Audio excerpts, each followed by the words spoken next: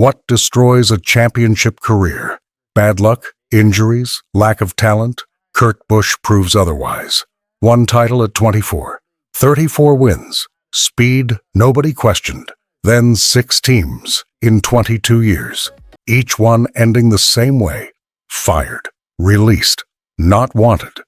At 48, Kurt knows the answer. He destroyed it himself.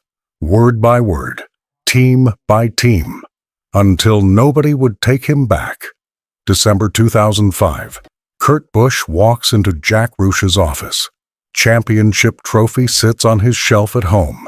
How 1-year-old. Still shiny. Roush won't look at him directly. The silence stretches. Kurt knows what's coming before the words arrive. This isn't working anymore, Kurt. 4 words that change everything. Kurt destroyed his career that day. He just didn't realize the pattern he'd set. 6 teams across 22 years, each one ending the same way. At 48, sitting at home watching races he should still be running, Kurt finally understands what he broke. 2004 started perfectly. Where Kurt won the NASCAR championship at 24 years old. Roush Racing's golden boy. The future looked unlimited. Speed nobody questioned. Talent everyone acknowledged. Crew chiefs believed in him. Sponsors lined up. Everything pointed toward dynasty. But Kurt had something else. A temper that exploded without warning. A mouth that wouldn't stop even when stopping mattered most. Words that burned bridges faster than victories built them. The warning signs appeared immediately. To team meetings that turned into shouting matches. Radio communications where Kurt blamed crew chiefs for problems his driving created. Media interviews where he pointed fingers at everyone except himself. Jack Roush saw it all, tried talking to Kurt privately. You're talented. Everyone knows it, but champions carry themselves differently. You need to learn that. Kurt heard the words, didn't absorb them. Championship made him feel bulletproof, untouchable. He'd won them a title. Hey, they needed him more than he needed them. He was wrong about everything. The incidents accumulated. Phoenix 2005. Kurt screamed at his crew chief over the radio during the race. Called the car garbage, said the setup was incompetent. They'd just finished top 5 with a car that had no business running that well. Roush heard the radio transmission, replayed it, listened to his championship driver disrespect the people who'd built him a title-winning team. That's when Roush made his decision. Kurt remembers that December meeting clearly. The way Roush looked at him. Not angry, disappointed, like watching potential waste itself in real time. You've got more talent than most drivers will ever have, Roush said quietly. But talent isn't enough when everything around it is burning. I can't keep putting out fires you start, Kurt. Not anymore. Kurt wanted to argue, wanted to remind Roush about the championship, the wins, and the speed that made Roush Racing competitive against Hendrick Motorsports' dominance. But the decision was final. Roush Racing released Kurt Busch, championship driver. Gone. The shock hit the NASCAR world hard. Championship teams don't fire champions. Not 1 year after winning titles. But Roush had seen enough. Talent without discipline was just talent waiting to be wasted. Kurt told himself Roush was wrong, that other teams would appreciate what he brought. Hide the championships by loyalty anywhere, except apparently Roush Racing. Roger Penske believed in second chances, gave Kurt 6 years to prove everyone wrong, championship caliber equipment, crew chiefs who wanted to work with him, resources unlimited. Kurt won 3 races in 6 years with Penske, should have won 30. The talent was there, speed undeniable. Every practice session showed it. Qualifying runs proved it. But something always exploded before potential became results. We're Martinsville 2011. Kurt's arguing with NASCAR officials in the garage. The disagreement escalates. Gets physical. NASCAR officials escort Kurt from the track. The suspension comes immediately. Roger Penske watches it unfold on television. Shakes his head slowly. Thinks about all the meetings they'd had. All the promises Kurt made about changed behavior. All the second chances already given. He's done. Penske doesn't announce it immediately. Waits until season's end. professional, classy.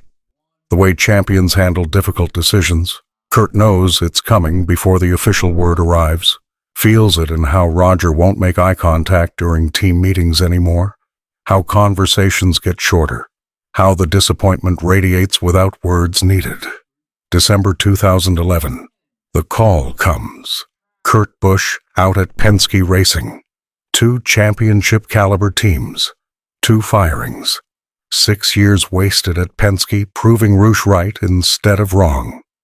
Kurt's reputation is damaged now. Oh, not just temperamental anymore. Unemployable becomes the word whispered in team owner meetings. He scrambles, finds Phoenix Racing, 1-car team, limited budget. Equipment nowhere near what Roush or Penske provided. Stays 1 year, then Furniture Row Racing. 1 year there too. Kurt's bouncing now. Team to team, year to year, never building anything, just surviving. Each move feels smaller, less significant. Proof that talent without stability is just wasted potential, watching itself decline. Hey, he watches other drivers. Guys he beat early in his career.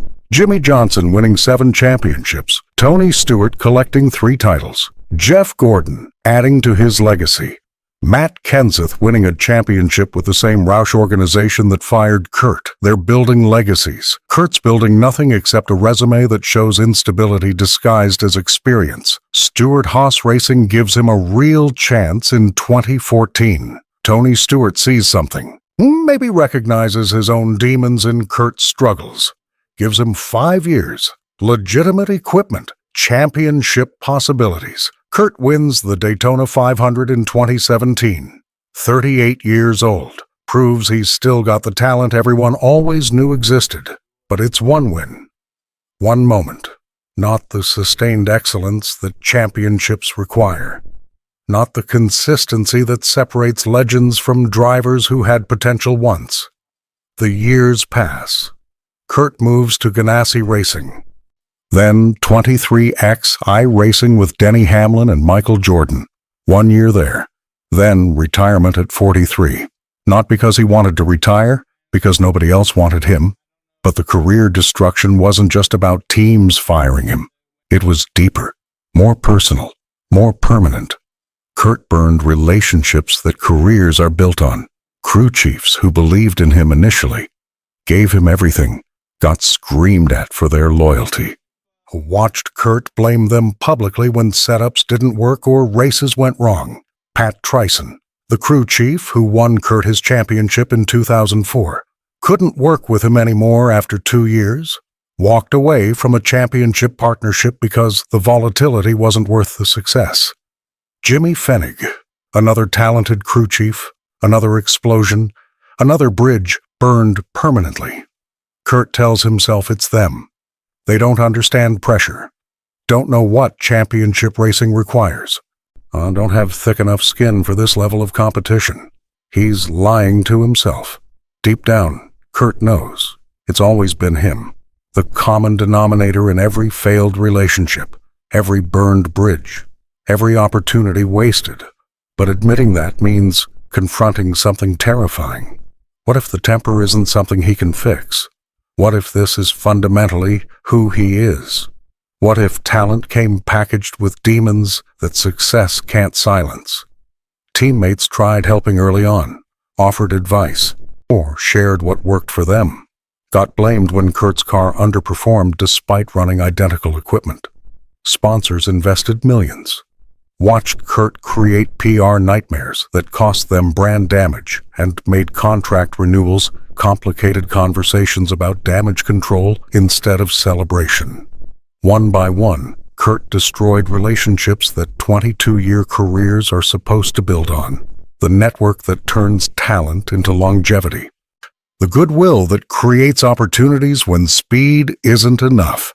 At 48, Kurt sits at home, watches NASCAR on Sundays, sees drivers he used to compete against still racing, sees younger drivers winning championships with teams that would have hired Kurt if his reputation hadn't preceded his talent.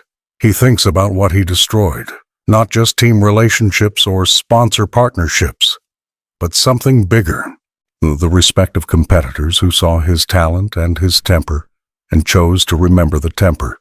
Late at night, when nobody's watching and honesty becomes possible, Kurt allows himself to think about the what-ifs. What if he'd listened to Roush in 2005? What if he'd learned discipline before Penske gave up? What if he'd valued relationships as much as he valued being right? The answers hurt too much to consider fully. Jimmie Johnson won 83 races and 7 championships. Same era. His same competition. Kurt had the talent to match him. Everyone knew it. People said it constantly during Kurt's peak years. But Jimmie had something Kurt never developed. Discipline, professionalism. The ability to shut up when shutting up mattered more than being heard. And the difference between 1 championship and 7 is everything Kurt threw away for the temporary satisfaction of saying what he felt instead of what needed to be said. Kurt won 34 races total, 1 championship, made millions of dollars, had opportunities most drivers dream about their entire careers, and he destroyed a Hall of Fame career. Not through lack of talent, not through injuries or bad luck or circumstances beyond his control, through words he can't take back and relationships he can't rebuild. The pattern Roush saw in 2005 played out exactly as predicted. Win, explode, get fired, repeat. 6 teams, 22 years, 1 championship when there should have been multiple.